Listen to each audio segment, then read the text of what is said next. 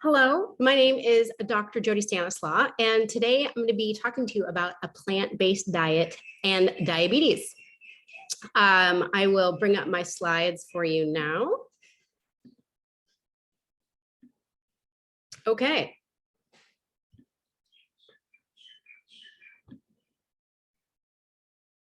Plant-based diet and diabetes for type 1 and type 2. That is what we're going to be talking about today.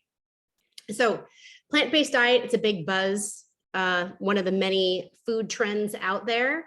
But in this case, I wouldn't call it a trend, and I will tell you why as we start the presentation. So first of all, who am I? Let's see here. So my name is Dr. Jody Stanislaw. I've had type 1 for over 40 years. I was diagnosed in 1980 when I was 7 years old. And I actually had such a great week when I was diagnosed at Seattle Children's Hospital that I that week decided I wanted to be a doctor. So I actually took the holistic route. I got a 5-year degree in a doctorate in naturopathic medicine in Seattle. And that was in 2007.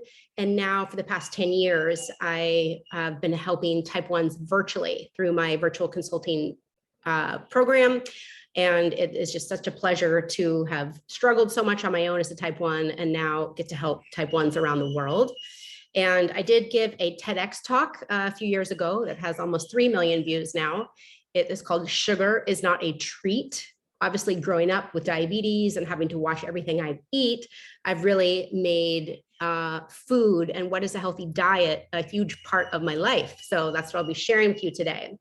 I also happen to write a book called Hunger, but actually has nothing to do with food. It just has to do with what are we so hungry for in life. So that's on Amazon if you want to take a look. So first of all, is what I eat that important? Well, yes, it absolutely is. Diet is one of the most significant influences on our health in today's world. Unwise diet choices are among the leading cause of premature death and chronic disease. And on the good side, optimal eating is associated with an increase in life expectancy, dramatic reduction in lifetime risk of all chronic diseases, and improvement of genetic expression, which your body is run by what your genes are expressing. So very significant decreases in your life when you pick an unhealthy diet, and very significant increases in your life when you pick a healthy diet. So yes, what you put in your life is greatly impacting your life, your health, and your life. It is absolutely a true fact. Many people don't think about it. They think about their health and their life. And what do I feel like eating today? The two we must realize are directly connected. It was funny, actually. I was on this group. We were having lunch together. And this one woman, in my opinion, ate a huge lunch. She had ribs, she had macaroni and cheese, she had 2 cocktails. And then later in the afternoon, she was complaining about being tired. And she said, oh, I just didn't sleep well last night. And I couldn't help but think, I think you're being tired because of your food choices, right? We often don't connect what we ate and how we feel. It seems to be a disconnect for many people these days. So my goal today is really to make that at the forefront of your mind. So here is the bad news.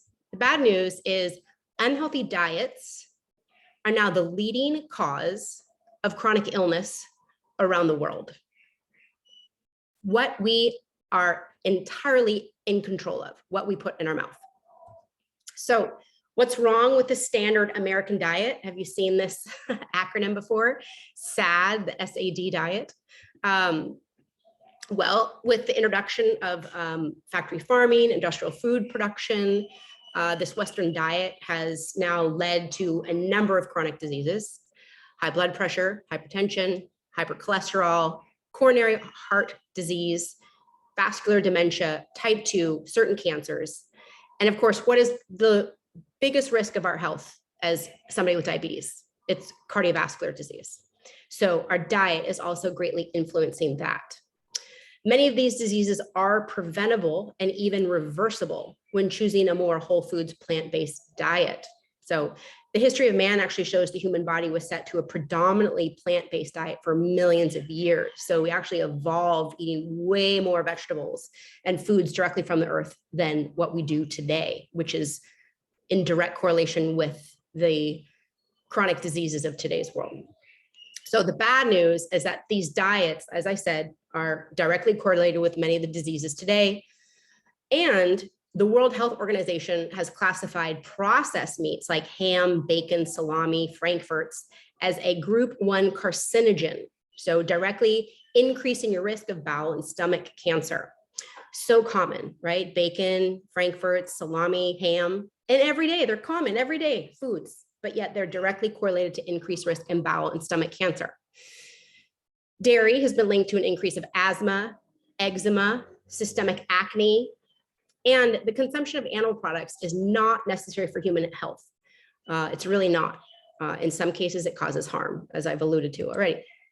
So for men, dairy consumption can increase the rate of prostate cancer. I've read a recent statistic that said that 70% of the population is lactose intolerant, which means you take in dairy, milk, cheese, things like that. And you can have abdominal cramps, bloating, and diarrhea. Again, some people might not correlate. Oh, I'm having stomach cramps. Oh, I just, had all this dairy. Got to think about those connections. Avoiding meat and dairy also for you that really want to make sure you make your part in the environment. That is the single biggest way to reduce your carbon footprint, according to scientists at Oxford in a recent study that was done a few years ago. Far greater positive impact on the environment than simply cutting down on flights, giving up your car, or recycling, right? Who knew? So what is the good news? There's so much good news. So the main advantages of eating more vegetables, and I'm going to call this eating more vegetables more so than plant-based diet, because let's be real, the majority of people listening are not going to become vegetarian or vegan overnight. I want to honor that. So I didn't want to create a focus that would make you just shut down right at the beginning. I'm not going to go vegetarian. I'm not going to go vegan. So I'm not going to listen to this talk. So I wanted to expand my talk so it would be digestible, if you will, literally and figuratively, to more of you. So let's just focus on increasing plants in your diet. So, and the beautiful thing is the main advantages of a plant-based seem to be more on the benefits that you get from the foods that you're adding in more rather than what you're missing, right? So plant-based meal, you have fiber and vitamins and minerals and all these key nutrients that help health become vibrant, right? Vegetables are medicine. That's really how I see it. Plant-based meals are high in phytochemicals, which keep your body systems running smoothly. For example, flavonoids in apples reduce inflammation. Anthocyanins in berries help protect vision. Carotenoids in carrots, and I can't say that word, in Brussels sprouts, neutralize free radicals that cause cell damage. So think of vegetables as medicine, truly all those different colors. Obviously, eating more plants can help you stay at a healthy weight, decrease the risk of heart disease, certain cancers, type 2 diabetes. We all know that. Promotes healthy aging, right? You're fueling yourself with all these nutrients that can decrease oxidative stress, increase your cognitive function, increase your mental health, increase your quality of life overall. I also found a study that showed increasing more plant-based foods in your diet, you could live more than a decade longer. And this is true no matter what age you are. Now, well, I can't say that exactly. At any age, if you choose to increase more plants, you immediately receive the benefits. You don't have to be a kid or a 20 or a 30-year-old. You can be 70 and eat more plants and you get the benefits. Okay, so I want you to really think of as vegetables as medicine, right? Hippocrates, the father of medicine, hundreds of years ago, said, let food be your medicine. Medicine is your food. So we've really disconnected with that in today's world. We think I need to go to the doctor to get medicine, and now I'm going to the store to buy what I want to eat. I really want us to really realize that these two things are directly connected, okay? You're fueling your body, right? Every single cell in your body that has to, create energy and breathe and digest and help you think and see. all of these cells are being fed by what you put in your mouth, right? The air you breathe and the food you put in your mouth. So you're literally fueling your body by what you are fueling your body with. Yes. So, but people say, but wait a minute, we have diabetes. What about all the carbs? Yes, there is a horrible way to do vegetarian diet, and that is to eat rice and fruit all day long. That will not work for somebody with diabetes. But here are foods that we can eat. Look at all the legumes. Legumes are an incredibly great source of not only carbs, but they're low glycemic carbs and protein and fiber. So chickpeas, black beans, lentils, organic soy, tofu, tempeh, all these things, really great source of nutrients with very little impact on blood sugars. I love eating beans. I love putting black beans in my veggies, you know, a stir fry, or garbanzo beans in my salads. It's a great way to turn a vegetable plate into a meal when you add this extra protein. And like I said, there is such a mild effect of blood sugar with legumes. Obviously, vegetables, there's just endless numbers of vegetables that will be wonderful medicine to your body. I listed all my favorite ones. And I did not list potatoes. I did not list corn. I did not list peas. I did put carrots and beets. If you don't cook carrots, carrots are, you know, lower glycemic than if you cook them. And beets, if you just bake the beets, they're actually not that high in carb. What we think of oftentimes is canned beets, which are soaked in sugar. So avoid that. You can also just take a raw beet and shred it into a salad. It's lovely. Low glycemic fruits. So an avocado, although it's mostly fat, is actually a fruit, right? It's got a seed. So you can make 101 things with avocados. I make a ice cream with avocados. I make a chocolate pudding with avocados. I have a cookbook that I'll be sharing with you that has all these recipes in it. But obviously you can just put avocados on your salad, on your, you know, whatever. They're a lovely meal, or snack, I should say. Sometimes I just have a half avocado with some salt and crackers. But you can also make a lot of delicious things with them. But low glycemic fruits, apples, berries, cherries, grapefruit, pears, dried apricots, plums, peaches, these are low glycemic. They have a lower impact on blood sugar than, say, bananas or pineapple or mangoes or something like that. Melons. Nuts, so delicious. Walnuts, almonds, pecans, pistachios, Brazil nuts, macadamia nuts, so full of nutrients, so good for you. No, very little impact on blood sugar.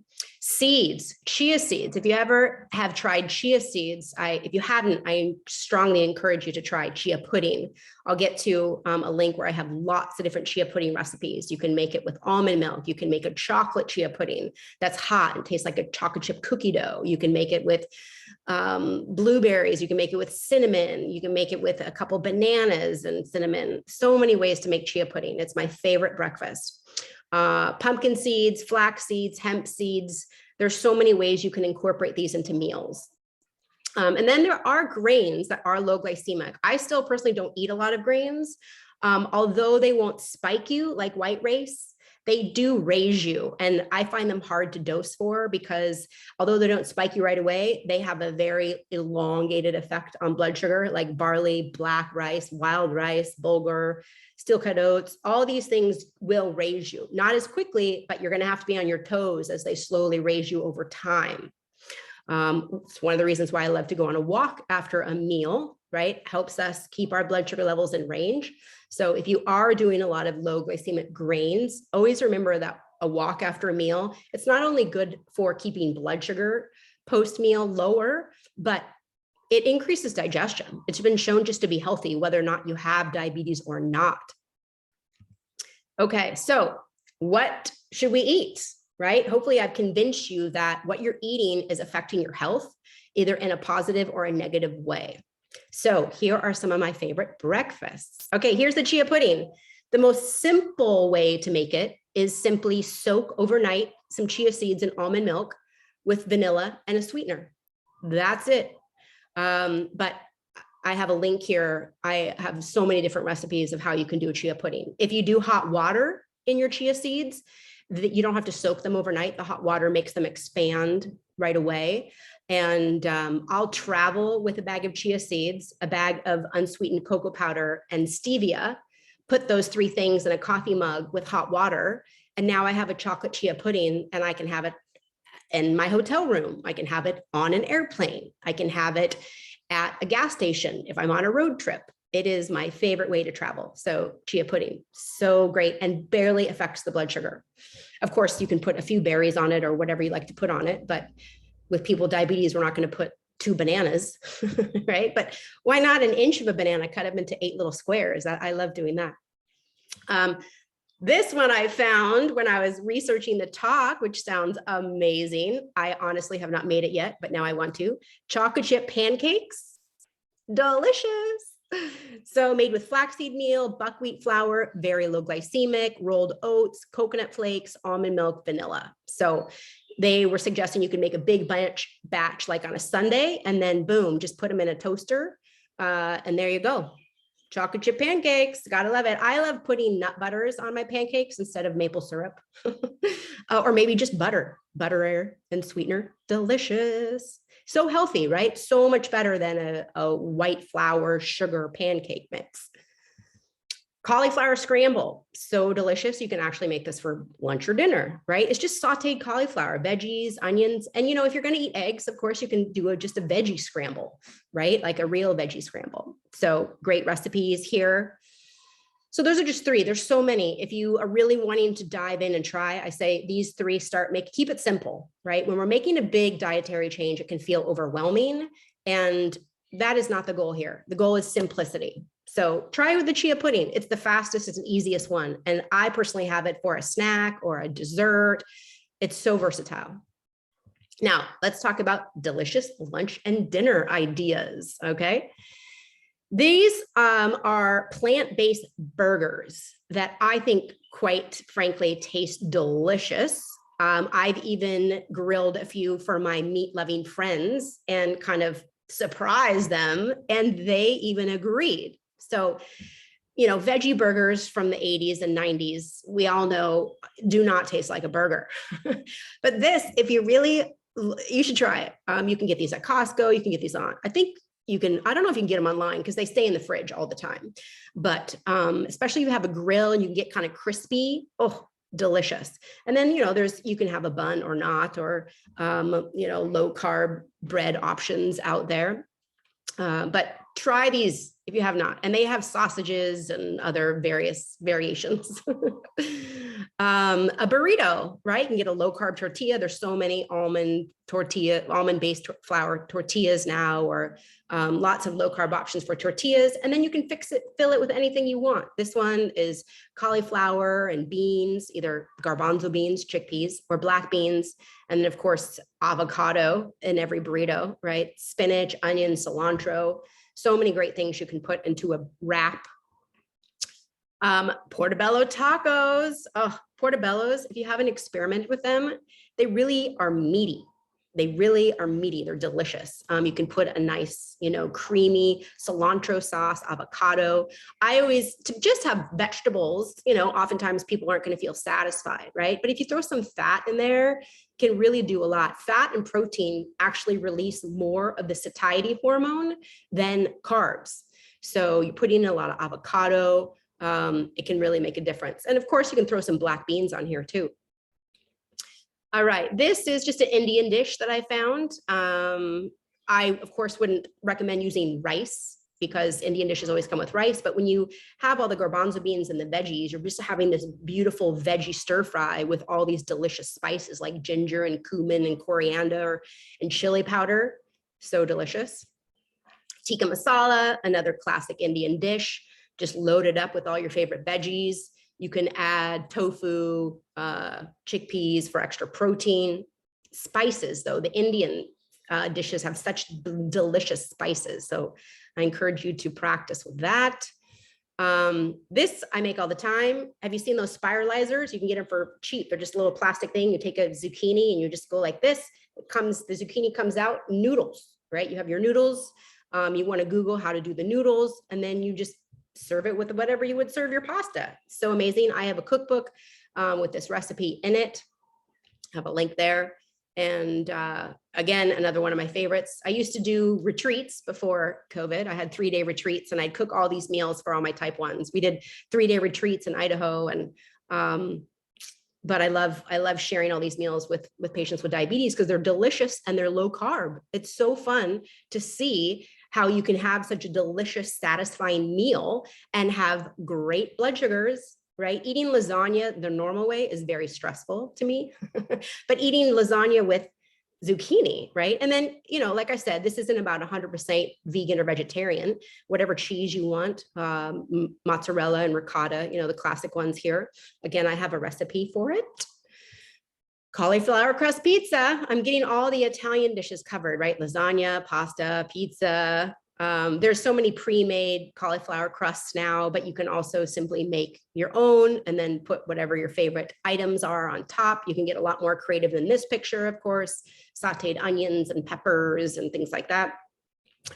Nachos. This is at my retreat, one of our all-time favorite meals. So you can't see the eggplant. You kind of can in the picture, but you bake eggplant slices and then you put them in this skillet. Well, you saute onions and red peppers and black beans and all these delicious spices. And then once you have that mix, you get the eggplant out and then you put that mix on top. And then you sprinkle the cheese on top and you bake it and you serve it with guacamole and salsa. And you have this delicious nacho, vegetable rich, so much healthier than regular nachos and so much better on your blood sugars than regular nachos dinner. So good. All right. So how to start, how to eat more plant-based. I just want to make it really simple for you. I want to make it really doable for you. For example, just pick chia pudding and have it every day for breakfast next week. Try that. Always have grab and go veggies ready in your fridge, right? Cut up celery, carrots. I love radishes. I just wash them all once I buy the whole bunch, put them in a bowl of water and just have them soaking so they're nice and cold and chilled in the fridge. Pull out whenever I'm feeling snacky, pull out a radish, so spicy and delicious. A goal you could have is always have 3 different vegetables on your plate at dinner, and 3 should be easy, right? If you're having a salad, you have a little bit of cucumber and tomato and lettuce, easy. But you could also do a stir fry, right? Spinach and maybe throw some kale in there and onions. So many options. Throw little avocado slices on anything you're eating, cut up some tomatoes, right? So easy. Have at least 1 plant-based dinner a week. Right? I just shared with you so many delicious recipes, the pasta, the pizza, the biryani, the tikka masala. Just try one, you know, or maybe if you're already having them, you know, several times, add 1 more, right? Make it easy. And try one of these recipes that I just shared. Try one in the next 7 days, okay? Or if you just want to jump in and go 100%, go big and try a full week of no meat, right? Just do vegetables and nuts and beans for a week and see how you feel. You are absolutely not only avoiding the potential risks of processed foods and all the meats and the not very well processed, I should say, meats that are, you know, are the quality of meat today is poor if you just get the standard options. And then I also said, you know, the specific ones like bacon and ham, those are going to be even more damaging to your body. They're carcinogens, right? So consider not only that you're reducing the damage by those foods, right? So you're +1 because you're not going into the negative with those choices, but you're now a +2 because you're adding in so many medicines, so many nutrients, right? Hippocrates said, let food be your medicine and medicine your food. So that wraps up my presentation for you today. Here is to living a long and healthy life with diabetes. I am an absolute advocate that just because we have diabetes really doesn't tell you anything about our lifespan. It depends on what your blood sugars are doing. Do you stay in range? Do you eat healthy? Do you eat lots of vegetables? Do you exercise, right? Diabetes itself does not cause complications. High blood sugars do, right? Poor diet, lack of exercise. So we have our health in our hands, even with a diagnosis like diabetes. If you want to check out my cookbook, I normally sell it for 20 bucks. I'm giving a steal of a deal to you guys today to thank you for watching my presentation. You can go to this link. It's just $4.97 and so many great meals in it. I have all my different chia pudding recipes in there. I have the pizza, the pasta, the eggplant nachos, and then my desserts too. So the creamy frozen dessert I use with the avocados and coconut milk. So delicious. So thank you for watching. If you have any follow-up questions or want to learn about what I have to offer, you can always check out my website or send an email to me there at info@drjodind.com. So here is to having a healthy life with type 1. Here is to really seeing that what you eat affects your health directly. And here's to hopefully adding more plants into your diet. Thanks so much. Bye for now.